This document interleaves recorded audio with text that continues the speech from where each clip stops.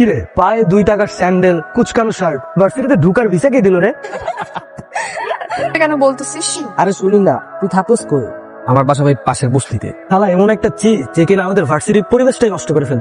শোন, এটা হচ্ছে প্রাইভেট ইউনিভার্সিটি, এখানে স্মার্ট আর রিচ কিডরা পড়তে আসে। তোর মতো আবুল ইউনিভার্সিটিতে চান্স কেমনে পাইলি? তোর তো একটা জুতা কেনার সামর্থ্য নাই, তুই ভার্সিটির সেমিস্টার ফি কিভাবে দিস? না, তোদের মতো ড্যামেজ স্টুডেন্ট না যে সেমিস্টার ফি দিয়ে পড়তে হবে। তোরা কি রেজাল্ট জানিস? ও 100% ওয়েবার পেয়েছে, আর ইউনিভার্সিটিতে পড়তে ওর কোনো টাকাই লাগে না, ওর মেধা দিয়ে চান্স পেয়েছে। এই শোনো, তুমি তো ম্যাথ অনেক ভালো পারো, আমি না অনেক বেশি দুর্বল, একটু ম্যাথ শেখাতে পারবে? শিওর। অফ ডে গুলোতে তুমি আমার বাসায় এসে ম্যাথ শেখাবে, বুঝছো? অবশ্যই, কোনো সমস্যা নেই।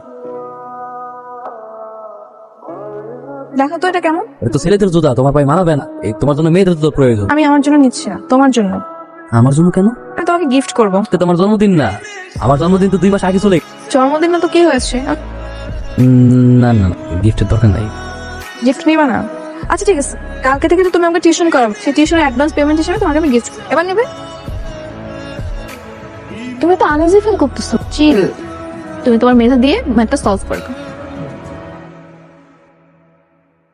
আঙ্কেল আসসালামু আলাইকুম।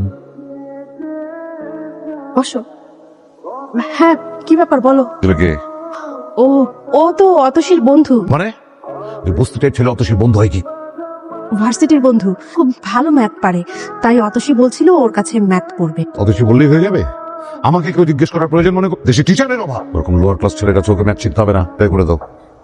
আস্তে কথা বলো না, শুনতে পাবে তো। শুনে শুনো, বলনি কোন একটা বস্তির ছেলেকে তোমরা ঘরের ভেতরে ঢুকিয়ে দেখলে আমার মান সম্মান থাকবে?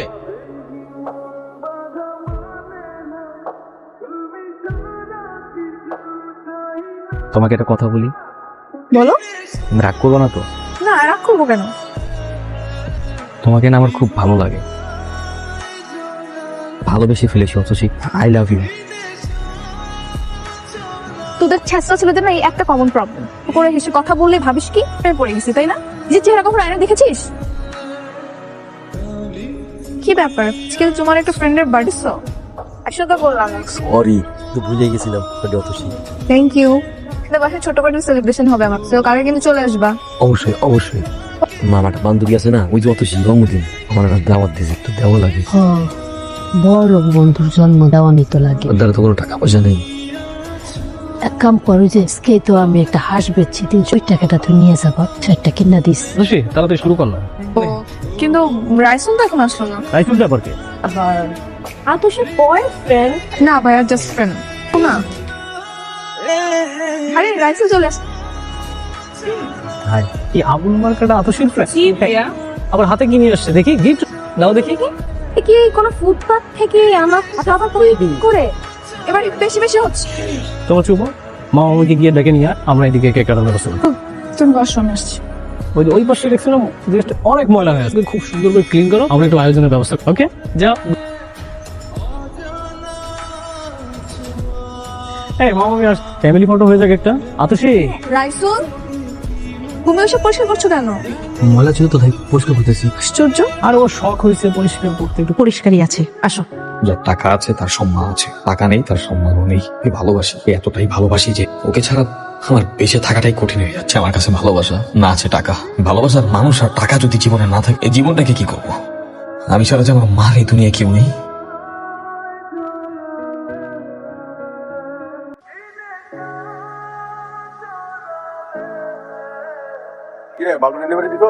ভাই আপনি যার ফোন করছেন, আমি সে নতুন একজন পথচারী। আরে ফোন করছেন, তারা কারা জানি গুলি করে চলে গেছে। দেখ ভাই, ভাই কে আমি জানি না, কাজ দিব। লাশের পাশে কি কোনো সুটকেস আছে? হ্যাঁ আছে তো। তোরা আমি একটা কাজ দিতেছি, এর পাশে যে সুটকেসটা এটা গাবতলির বসির পাচারে যা দিয়ে আসবি, করতে পারো। তোরা আমি 2 লাখ না, আমি 5 লাখ টাকা দিব। পারবো পারবো। আরে যদি তুই মালটা পৌঁছে দিতে না পারো, বিক্রি করতে পারবি না কোথাও। পৌঁছে দেওয়ার পরে তুই আমার সাথে যোগাযোগ করি।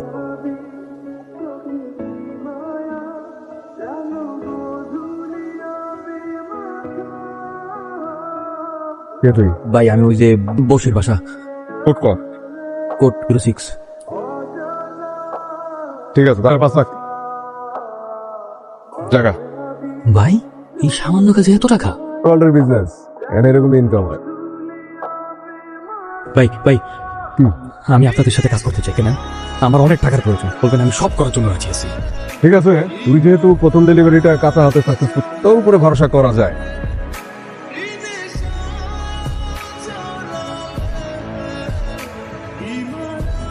কি shock? Sit down. I love you. মানে কিভাবে কি সম্ভব? আপনি নিউজ দেখেন না? কিসের নিউজ? ন্যাশনাল মার্কেটে সর্বোচ্চ বাংলাদেশি ট্রেডার খোলাসা একদিনেই ভাই টাকা পয়সা তো কম ইনকাম হইতেছে, কামে তো লাগাইতে পারতেছি না, এই জন্য একটা বস্তির ঘর। টাকা আনতেছি, জমাইতেছি, শো অফ করতে পারে, গাড়ি বাড়ি এসব কোনো কিছুই করতে পারে, কি কোনো কম দেবো? অ্যাভয়েড করার একটা মাস্টার প্ল্যান। কি প্ল্যান? উনি হচ্ছে ইন্টারন্যাশনাল ট্রেডমার্ক সিইও। উনি তোকে ফেক উইনার দেখাই দিবে, 20% নিবে, কিন্তু তোকে এমন ভাবে শো করবে ট্রেডিং করে কোটিপতি হয়ে গেছিস। Safe 100% safe. এখন আমি আর সেই বস্তির ছেলেটা নই, বাংলাদেশের সবচেয়ে ইয়াংগেস্ট, সেটা কম সময় দ্রুত ট্রেডিং করে এত টাকার মালিক। আই হোপ তোমার বাবা মা এখন আমার রিজেক্ট করবে না। Must be very happy.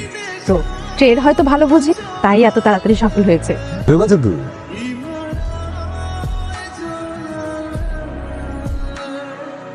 Excuse me, আরে তুমি কি অবস্থা? এত পরিবর্তন। গাড়ি কি আপনার? না, গাড়িটা তো আমার না, তো পার্কিং করা ছিল তাই বসে আছি। কেন, কোনো সমস্যা? সমস্যা তো অবশ্যই আছে, কারণ গাড়িটা আমার, তোর বাপের না। সো না না, গাড়ি থেকে ন্যাকড়াটা বের, কারণ ও বসাতে আমার গাড়িটা নোংরা, এই যে গাড়িটা পৌঁছাতে হবে। কি হচ্ছে কি এসব Raisul? Atasi, don't stop me, আমি যেটা করতে চাই সেটা আমাকে করতে দাও। কর কর। রাইসুল এবার কিন্তু বেশি বেশি। অতসী, মাঝে মধ্যে বেশি বেশি করতে হয়, নাহলে ওরা কখনো শিক্ষা পাবে না।